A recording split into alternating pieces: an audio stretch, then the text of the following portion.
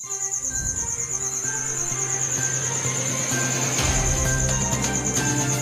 आरो गुवाहाटीनिफ्राय दिल्लीसिम साइकेल रेली खालामगोनखौ 15 बेटेलियन काजलगाव एसएसबीआ बरायदों। तेजपुर आरो गुवाहाटीनिफ्राय मोननै एसएसबी हान्जानि साइकेल रेली खालामनानै 1 अक्ट'बर 2021 खालारखालि दिल्लीसिम सहैगोनखौ दिनै बरायदों 15 बेटेलियन काजलगाव एसएसबीआ। हाबाफारियाव बरायदों एमएलए ए जयन्त बसुमतारी, लेङाइ कामान्डेन्ट 15 बेटेलियन एसएसबी काजलगाव, दुर्गा बाहादुर सनार, चिरां जिल्ला एसपी लोगोसे गोबां माननि आलासिफोर। बे हाबाफारिनि गुबै थांखियानो जादों भारत हादरा उदांस्रि जानायनि 75 बोसोर आबुं जानायखौ रायजो राजाफोरनो मिथिहोनाय आरो गावनि एबा मानसिनि देहाखौ बोरै गोग्गो लाखिनांगौ।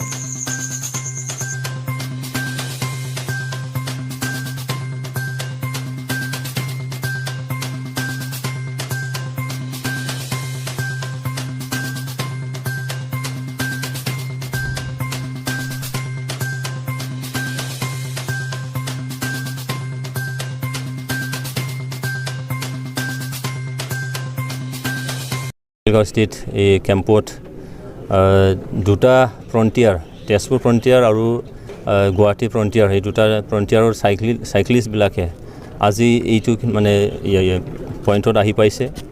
তো ইয়াৰ বাবে মই সদৌ মানে চাইক্লিষ্টবিলাকক মই মোৰ ফালৰ পৰা আন্তৰিক শুভেচ্ছা আৰু ধন্যবাদ যাচিছোঁ। তেখেতসকলে ভাৰতবৰ্ষৰ ৭৫তম স্বাধীনতা দিৱসৰ লগত সংগতি ৰাখি এই চাইকেল ৰেলীটো কৰা হৈছে আৰু তেখেতসকল ইয়াৰ পৰা গৈ আকৌ মানে দিল্লীলৈকে যাব। 1 অক্টোবৰ তেওঁলোক 1 অক্টোবৰ তেওঁলোকে দিল্লীলৈ পাব আৰু 2 তাৰিখ যিটো নেকি আমি কওঁ যে ইণ্টাৰনেশ্যনেল ডে অফ নন ভাইলেঞ্চ, তাৰমানে মহাত্মা গান্ধী, জাতীয় পিতা মহাত্মা গান্ধীৰ জন্ম দিৱসৰ দিনাখন সেই ক্লজিং এটা চেৰিমনি কৰিব। তো ইয়াত এইটোৰ কাৰণে তেখেতসকল এই চাইকেল ৰেলীটো কৰা হৈছে যে আমাৰ মানে ভাৰতবৰ্ষৰ বিভিন্ন প্ৰান্তৰ বিভিন্ন ৰাজ্যৰ আমাৰ জনসাধাৰণক সজাগতা কৰা যে আমাৰ মানুহ এজন এনেই জীয়াই থাকিলে নহ'ব, তেখেতে সুস্থভাৱে জীয়াই থাকিব লাগিব। সুস্থ বুলি ক'লে শাৰীৰিক আৰু মানসিকভাৱে তেখেতলোকে জীয়াই থাকিব লাগিব। আৰু আজি এছএছবি এই ফ'ৰ্চে অকল আমাৰ সীমা সুৰক্ষাৰে কথা নহয়, তেওঁ অকল আমাৰ জনসাধাৰণক সজাগতা কৰে। তেওঁলোকে ওমেন এম্পাৱাৰমেণ্ট কিছু কাম কৰে, তেওঁলোকে কম্পিউটাৰ ট্ৰেইনিং দিয়ে আৰু আমাৰ কোন ছাত্ৰ ছাত্ৰীসকলক তেখেতসকল এক্সপ'জাৰ এটা মানে টুৰত তেওঁলোকে লৈ যায় বিভিন্ন দেশৰ বিভিন্ন প্ৰান্তত, য'ত আমাৰ ছাত্ৰ ছাত্ৰীবোৰে সেই অঞ্চলবোৰৰ কিছুমান মানে ভাল শিক্ষণীয় কিছুমান বস্তু তেওঁলোকে শিকিবলৈ পায়, যাৰ দ্বাৰা আমাৰ এই অঞ্চল তথা আমাৰ ৰাজ্যৰ তথা আমাৰ ভাৰতবৰ্ষৰ যাতে মানে যিটো নেকি এটা গৌৰৱময় এটা গাথা, সেই গাথাটো যাতে তেওঁলোকেও মনত ৰাখি ভৱিষ্যতলৈ এজন সুনাগৰিক হোৱাৰ কাৰণে এটা তেওঁলোকে সেই ব্যৱস্থা কৰি দিয়ে। মই সেইকাৰণে 31 নং চিডলি বিধানসভা সমষ্টিৰ এজন বিধায়ক হিচাপে আজি 15 নং এই আমাৰ এছএছবি বেটালিয়ন লগতে আমাৰ দুটা ফ্ৰণ্টিয়াৰৰ যে চাইক্লিষ্ট তেখেতসকলক মই আন্তৰিক শুভেচ্ছা আৰু ধন্যবাদ যাচিছোঁ।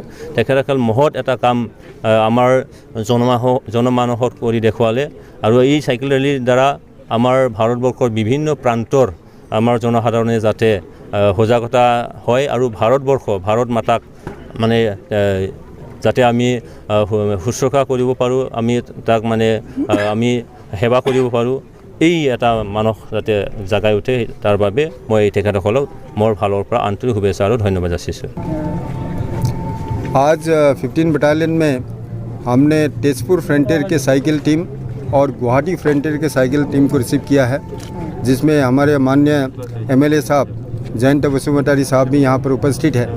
तो उनके द्वारा और एसएसबी 15 बटालियन के द्वारा रिसीव किया है।